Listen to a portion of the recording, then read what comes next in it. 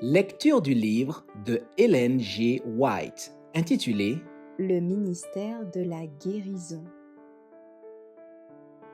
Chapitre 4. L'attouchement de la foi. Si je puis seulement toucher son vêtement, je serai guéri. Matthieu 9, versets 20 et 1. Ce fut une pauvre femme qui prononça ces paroles. Depuis 12 ans, elle souffrait d'une maladie qui avait fait de sa vie un fardeau. Médecins et médicaments avaient absorbé tous ses biens, mais on l'avait déclarée incurable. Quand elle entendit parler du grand médecin, elle reprit espoir. Elle se disait : « Si je peux seulement m'approcher suffisamment de lui pour pouvoir lui parler, je serai guérie. » Le Christ était en route vers la maison de Jaïrus, le rabbin juif qui lui avait demandé de venir guérir sa fille. L'appel venu d'un cœur brisé : « Ma petite fille est à l'extrémité.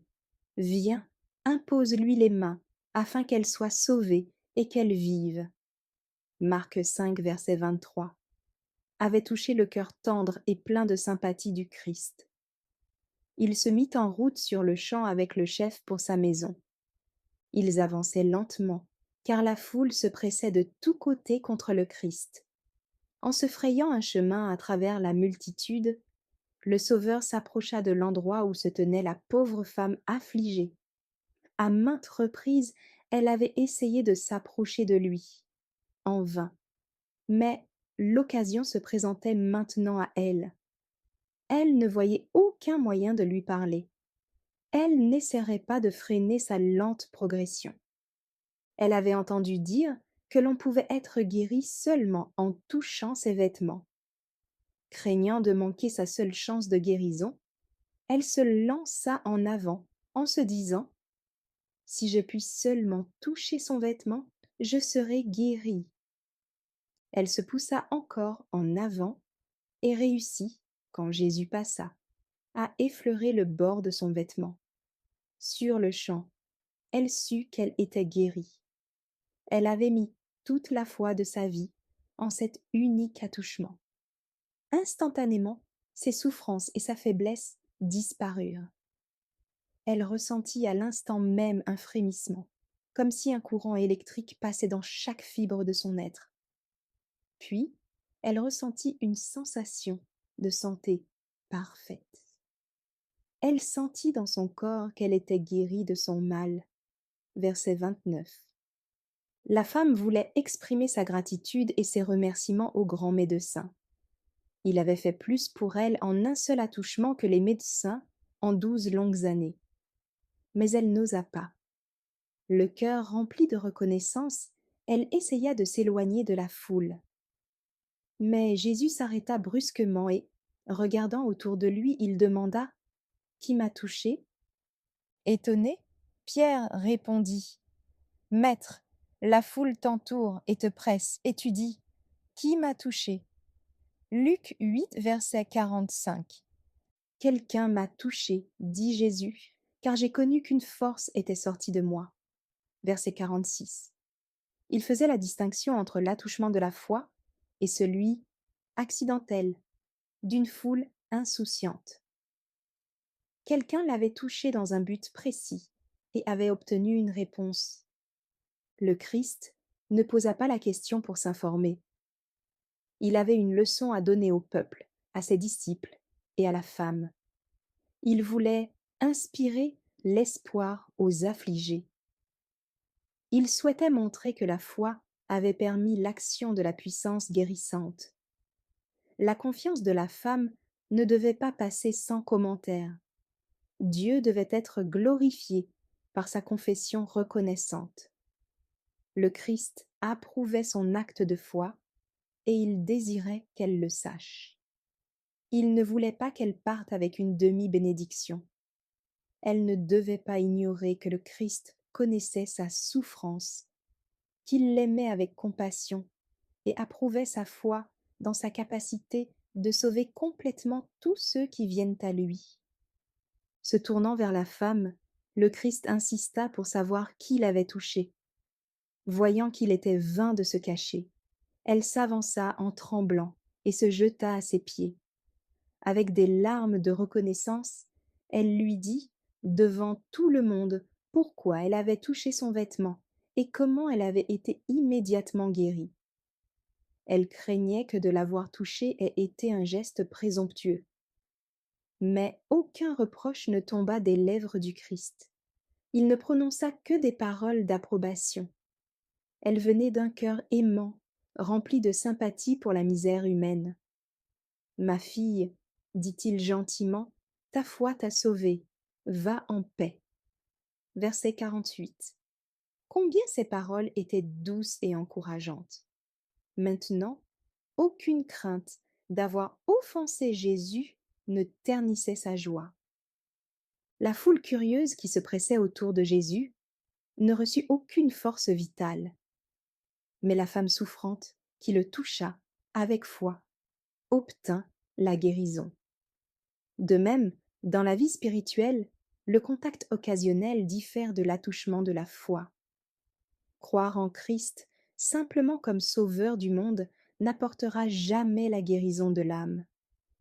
La foi qui conduit au salut n'est pas un simple acquiescement à la vérité de l'Évangile. La vraie foi est celle qui reçoit le Christ comme sauveur personnel. Dieu a donné son Fils unique pour que moi, en croyant en lui, je ne périsse point, mais que j'aie la vie éternelle. Voir Jean 3,16. Quand, selon sa parole, je viens au Christ, je dois croire que je reçois sa grâce salvatrice. La vie que je mène maintenant, je dois la vivre dans la foi au Fils de Dieu qui m'a aimé et qui s'est livré lui-même pour moi. Galates 2, verset 20. Beaucoup tiennent la foi pour une opinion. La foi salvatrice est une transaction par laquelle ceux qui acceptent le Christ se lient eux-mêmes par une alliance avec Dieu. Une foi vivante signifie une vigueur croissante, un espoir confiant, par lesquels, au moyen de la grâce du Christ, l'âme devient une puissance conquérante. La foi est un conquérant plus puissant que la mort. Si nous pouvons inciter un malade à fixer avec foi son regard sur le grand médecin, nous verrons des résultats merveilleux. La vie sera impartie au corps comme à l'âme. Quand vous travaillez en faveur des victimes d'habitudes néfastes, au lieu de leur montrer le désespoir et la ruine vers lesquels ils se dirigent, tournez leurs yeux vers Jésus. Attachez leur regard aux gloires célestes. Cela aura un meilleur effet pour le salut du corps et de l'âme que de rappeler sans cesse aux faibles et aux sans espoir, en apparence, toutes les terreurs de la tombe. Il nous a sauvés, selon sa miséricorde. Le serviteur d'un centenier était couché, souffrant de paralysie. Chez les Romains, les serviteurs étaient des esclaves vendus et achetés sur la place du marché. Ils étaient un tas souvent maltraités avec cruauté. Cependant, le centenier était très attaché à son serviteur. Il désirait ardemment sa guérison. Il croyait que Jésus pouvait le guérir. Il n'avait jamais vu le Sauveur, mais les rapports reçus avaient fait naître la foi en lui. En dépit du formalisme des Juifs, ce Romain était convaincu de la supériorité de leur religion sur la sienne. Il avait déjà renversé la barrière des préjugés nationaux et de la haine qui séparait les conquérants du peuple conquis. Il avait manifesté du respect pour le service de Dieu et avait fait preuve de bonté envers les Juifs, ses adorateurs. Dans les enseignements du Christ, tels qu'on les lui avait rapportés, il trouva de quoi satisfaire les besoins de l'âme. Tout ce qui était spirituel en lui répondait aux paroles du Sauveur, mais il se jugeait indigne d'aborder lui-même Jésus. Il demanda au chef juif de présenter la requête pour la guérison de son serviteur. Les anciens présentèrent le cas à Jésus, insistant sur le fait qu'il méritait que le maître lui prêtât une oreille favorable, car, dirent-ils, il aime notre nation, et c'est lui qui a bâti notre synagogue. Luc 7, versets 4 et 5. Cependant, Tandis qu'il se dirigeait vers la maison du centenier, Jésus reçut un message de l'officier lui-même. Seigneur, ne prends pas tant de peine, car je ne suis pas digne que tu entres sous mon toit. Verset 6. Le Sauveur poursuivit son chemin. Le centenier vint en personne achever son message, disant: Je ne me suis pas cru digne d'aller en personne vers toi. Mais dis seulement un mot, et mon serviteur sera guéri. Car moi qui suis soumis à des supérieurs, j'ai des soldats sous mes ordres. Et je dis à l'un: Va, et il va. À l'autre: Viens, et il vient. Et à mon serviteur: Fais cela, et il le fait. Verset 7. Matthieu 8, versets 8 et 9. Je représente la puissance de Rome, et mes soldats reconnaissent par mon autorité comme suprême. Ainsi toi, représentes-tu le pouvoir du Dieu infini, et toute créature obéisse à ta parole. Tu peux ordonner à la maladie de s'éloigner. Dis un mot, et mon serviteur sera guéri.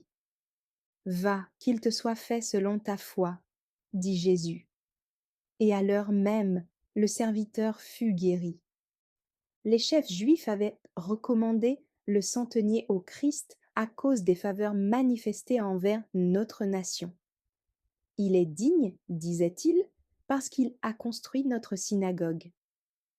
Mais le centenier disait de lui-même: Je ne suis pas digne. Il ne craignait pas de demander de l'aide à Jésus. Il ne comptait pas sur sa propre bonté, mais sur la miséricorde du Sauveur. Son seul argument était son grand besoin. Tout être humain peut venir au Christ de la même façon. Il nous a sauvés, non à cause des œuvres de justice que nous aurions faites, mais selon sa miséricorde. Tite 3, verset 5. Croyez-vous que vous ne pouvez espérer recevoir la bénédiction de Dieu parce que vous êtes pécheurs? Souvenez-vous que le Christ vint sur la terre pour sauver les pécheurs. Nous n'avons rien pour nous recommander à Dieu. L'argument sur lequel nous pouvons compter maintenant et toujours, c'est notre condition d'impuissance totale, qui fait de sa puissance rédemptrice une nécessité. Renonçant totalement à compter sur nous-mêmes, nous devons regarder à la croix du Calvaire et dire: Dans mes mains, je n'ai rien à porter, mais à ta croix je veux m'attacher. Si tu peux, tout est possible à celui qui croit. Marc 9, 23. La foi nous relie aux cieux et nous communique la force pour tenir tête aux puissances des ténèbres. En Christ, Dieu a pourvu aux moyens nécessaires pour subjuguer chaque défaut et résister à toute tentation, quelque forte qu'elle soit. Mais beaucoup pensent qu'ils manquent de foi, et de ce fait, ils demeurent loin du Christ. Que ces âmes, dans leur indignité sans ressources, s'abandonnent à la miséricorde de leur Sauveur compatissant. Ne regardez pas à vous-même, mais au Christ. Celui qui guérissait les malades et chassait les démons quand il était parmi les hommes est toujours le même puissant Rédempteur. Saisissez ces promesses comme des feuilles de l'arbre de vie. Je ne mettrai pas dehors celui qui vient à moi. Jean 6, verset 37. En venant à lui, croyez qu'il vous accepte parce qu'il l'a promis. Vous ne périrez pas si vous agissez ainsi. Dieu prouve son amour envers nous, en ce que, lorsque nous étions encore des pécheurs, Christ est mort pour nous. Romains 5, verset 8. Si Dieu est pour nous, qui sera contre nous? Lui, qui n'a point épargné son propre Fils, mais qui l'a livré pour nous tous, comment ne nous donnera-t-il pas aussi toutes choses avec lui? Romains 8, versets 30 et 1 et 32. Car j'ai l'assurance que ni la mort, ni la vie, ni les anges, ni les dominations, ni les choses présentes, ni les choses à venir, ni les puissances, ni la hauteur, ni la profondeur, ni aucune autre créature ne pourra nous séparer de l'amour de Dieu manifesté en Jésus-Christ notre Seigneur. Versets 38 et 39. tu peux me rendre pur. Le plus redoutable des fléaux connus en Orient était la lèpre. Son caractère incurable et contagieux et ses effets horribles sur ses victimes remplissaient les plus braves de terreur. Les Juifs la considéraient comme un châtiment du péché, et à cause de cela, on l'appelait le coup ou le doigt de Dieu. Vivace, indestructible, mortelle, la lèpre était considérée comme un symbole du péché. La loi rituelle déclarait impur le lépreux. Tout ce qu'il touchait était impur. L'air était pollué par son souffle. Il était chassé des lieux habités comme s'il était déjà mort. Une personne soupçonnée d'avoir contracté la maladie devait se présenter au prêtre, qui l'examinait et décidait de son cas. S'il était déclaré lépreux, il était séparé de sa famille, coupé de la congrégation d'Israël et condamné à s'associer avec ceux qui souffraient de la même maladie. Ni roi ni chef n'était exempt. Un monarque atteint de la terrible maladie devait renoncer au sceptre et fuir la société. Le lépreux devait porter la malédiction de sa maladie loin de ses amis et de sa famille. Il était obligé d'annoncer son propre malheur, de déchirer ses vêtements et de sonner l'alarme, avertissant tout le monde de fuir sa présence contagieuse. Le cri « Impur! Impur !» lancé d'une voix morne par l'exilé solitaire était un signal entendu avec crainte et horreur. Nombre de ces malades vivaient dans la région où le Christ exerçait son ministère. Quand les nouvelles concernant son œuvre les atteignirent, la foi commença à naître dans le cœur de l'un d'entre eux. S'il pouvait aller jusqu'à Jésus, il pourrait être guéri. Mais comment trouver Jésus? Condamné à un isolement perpétuel, comme il l'est, comment se présenter au médecin? Jésus le guérirait-il? Ne prononcerait-il pas contre lui une malédiction, l'avertissant de fuir loin des lieux fréquentés par les hommes, comme le faisaient les pharisiens et même les médecins? Il pense à tout ce qu'il a entendu dire de Jésus. Nul être, lui, ayant demandé assistance, n'a été renvoyé. L'infortuné décide d'aller trouver le Sauveur. Les villes lui sont interdites, mais il peut peut-être croiser son chemin sur quelques sentiers, le long des routes de montagne, ou le trouver tandis qu'il enseigne hors des villes. Les difficultés sont grandes, mais c'est son seul espoir. Se tenant à l'écart, le lépreux capte quelques-unes des paroles de Jésus. Il le voit imposer les mains aux malades. Il voit les muets, les aveugles, les paralysés, ceux qui mouraient de maladies diverses, se lever en pleine santé, louant Dieu pour leur délivrance. Sa foi se fortifie. Il s'approche de plus en plus de la foule des auditeurs. Il oublie tout, les restrictions imposées, la sécurité de ses semblables, la crainte avec laquelle on le regarde. Il pense uniquement à l'espoir infini de la guérison. Il offre un spectacle repoussant. La maladie a fait des ravages effrayants. Son corps décomposé est horrible à regarder. À sa vue, les gens reculent. Dans leur terreur, ils marchent les uns sur les autres pour échapper à son contact. Quelques-uns essaient, mais en vain, de l'empêcher de s'approcher de Jésus. Il ne les voit, ni ne les entend. Il ne voit pas leur expression d'horreur. Il ne voit que le Fils de Dieu. Il n'entend que la voix qui parle de vie aux mourants. S'approchant de Jésus, il se jette à ses pieds en criant « Si tu le veux, tu peux me rendre pur. » Jésus répond « Je le veux, sois pur », en étendant sa main et en le touchant. Matthieu 8, versets 2 et 3.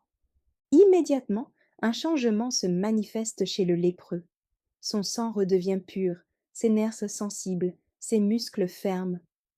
Les plaques calleuses, anormalement blanches, bien particulières à la lèpre, disparaissent. Sa chair redevient comme celle d'un petit enfant. Si les prêtres apprenaient les faits concernant la guérison du lépreux, leur haine pour le Christ pouvait les conduire à rendre un jugement malhonnête. Jésus voulut qu'une décision impartiale soit prononcée. C'est pourquoi il recommanda à l'homme de ne parler à personne de sa guérison, mais de se présenter lui-même sans délai au temple avec une offrande, avant qu'aucune rumeur du miracle ne se soit répandue. Avant d'accepter une telle offrande, les prêtres étaient tenus d'examiner le donateur et de certifier de sa guérison complète. L'examen eut lieu. Les prêtres qui avaient condamné le lépreux au bannissement témoignèrent de sa guérison. L'homme régénéré put rentrer à son foyer et dans la société. Il ressentit le précieux bienfait de la santé. Il se réjouit dans la vigueur de sa virilité et rendit grâce pour avoir retrouvé sa famille. En dépit de l'avertissement de Jésus, il ne put cacher plus longtemps les circonstances de sa guérison. Joyeusement, il alla partout proclamer la puissance de celui qui l'avait guéri. Quand cet homme vint à Jésus, il était couvert de lèpre. Le poison mortel avait pénétré tout son corps. Les disciples cherchèrent à empêcher leur maître de le toucher, car quiconque touchait un lépreux devenait lui-même impur. Mais en posant ses mains sur le lépreux, le Christ ne fut atteint d'aucune souillure. La lèpre fut purifiée. Ainsi en est-il de la lèpre du péché. Elle est vivace, mortelle. Le pouvoir humain est incapable de la purifier. La tête entière est malade et tout le cœur est souffrant. De la plante du pied jusqu'à la tête, rien n'est en bon état. Ce ne sont que blessures, contusions et plaies vives. Ésaïe 1, versets 5 et 6. Mais Jésus, venu habiter parmi les hommes, ne fut pas contaminé. Sa présence était une vertu guérissante pour le pécheur. Quiconque tombera à ses pieds en disant avec foi « Seigneur, si tu le veux, tu peux me rendre pur », entendra la réponse « Je le veux, sois pur ». Dans certaines guérisons, Jésus n'accorda pas immédiatement la bénédiction demandée. Mais pour la lèpre, l'appel aussitôt formulé recevait une réponse. Quand nous prions pour des bénédictions terrestres, la réponse à notre prière peut être retardée. Ou alors, Dieu peut nous donner autre chose que ce que nous avons demandé. Mais ce n'est pas le cas quand nous demandons à être délivrés du péché. Sa volonté est de nous en purifier, de faire de nous ses enfants et de nous rendre capables de mener une vie sainte. Le Christ s'est donné lui-même pour nos péchés, afin de nous arracher du présent siècle mauvais, selon la volonté de notre Dieu et Père. Galates 1, verset 4. Nous avons auprès de lui cette assurance que si nous demandons quelque chose selon sa volonté, il nous écoute. Et si nous savons qu'il nous écoute, quelque chose que nous demandions, nous savons que nous possédons la chose que nous lui avons demandée. 1 Jean 5, versets 14 et 15. Jésus se penchait sur ceux qui étaient accablés, en détresse, ceux dont les espoirs s'étaient évanouis, et qui cherchaient à étancher la soif de leurs âmes par les joies terrestres. Et il les invitait tous à trouver le repos en lui. Vous trouverez du repos. Tendrement, il disait à ceux qui étaient las, « Prenez mon joug sur vous et recevez mes instructions, car je suis doux et humble de cœur, et vous trouverez du repos pour vos âmes. » Matthieu 11, verset 29. Par ces paroles, le Christ s'adressait à tout être humain. Qu'ils le sachent ou non, tous sont fatigués et chargés. Tous sont écrasés par des fardeaux que le Christ seul peut ôter. Le plus lourd de ces fardeaux dont nous sommes chargés, c'est celui du péché. Si nous devions le porter, il nous écraserait. l'Éternel a fait retomber sur lui l'iniquité de nous tous. Mais celui qui est sans péché a pris notre place. Ésaïe 53, verset 6. Il a porté le fardeau de notre culpabilité. Il soulèvera le fardeau de nos épaules fatiguées. Il nous donnera le repos. Il portera aussi le poids de nos peines et de nos inquiétudes. Il nous invite à déposer sur lui tous nos soucis, car il nous porte sur son cœur.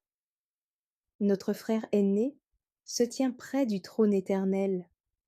Il se penche sur chaque âme qui se tourne vers lui, comme vers son Sauveur. Il connaît par expérience les faiblesses de l'humanité, ses désirs, et en quoi consiste la puissance des tentations. Car il fut tenté comme nous en toutes choses, sans commettre de péché. Hébreux 4, verset 15. Enfants de Dieu tremblant, il veille sur vous. Êtes-vous tenté? Il vous délivrera. Êtes-vous faible? Il vous fortifiera. Êtes-vous ignorant? Il vous illuminera. Êtes-vous blessé? Il vous guérira. Le Seigneur compte le nombre des étoiles, et cependant, il guérit ceux qui ont le cœur brisé. Psaume 147, versets 4 et 3. Quelle que soit votre anxiété et vos épreuves, présentez votre cas devant le Seigneur. Votre esprit sera fortifié par l'endurance. La voie sera ouverte devant vous pour que vous soyez délivrés de vos embarras et de vos difficultés. Plus vous vous reconnaîtrez faible et abandonné, plus vous deviendrez fort de sa force. Plus lourds sont les fardeaux, plus grand sera le repos si vous les remettez à celui qui s'offre à les porter pour vous. Les circonstances peuvent séparer les amis. Les flots inquiets de l'océan peuvent s'agiter entre eux et nous. Mais aucune circonstance, aucune distance ne peut nous séparer de notre Sauveur. Où que nous soyons, il est à notre droite pour nous soutenir, nous porter, nous encourager. L'amour du Christ pour ses rachetés est plus grand que celui d'une mère pour son enfant. Notre privilège est de demeurer dans son amour et de dire « Je me confierai en lui, car il a donné sa vie pour moi ». L'amour humain peut varier, mais celui du Christ ne connaît aucun changement. Quand nous faisons monter vers lui notre appel à l'aide, il tend la main pour nous sauver. Quand les montagnes s'éloigneraient, quand les collines chancelleraient, mon amour ne s'éloignera point de toi, et mon alliance de paix ne chancellera point, dit l'Éternel, qui a compassion de toi. Ésaïe 54, verset 10. Merci d'avoir écouté cette lecture. Si vous avez des questions ou des remarques sur le thème abordé, n'hésitez pas à les partager dans les commentaires et notre équipe ne manquera pas de les considérer. À bientôt sur lereste.org.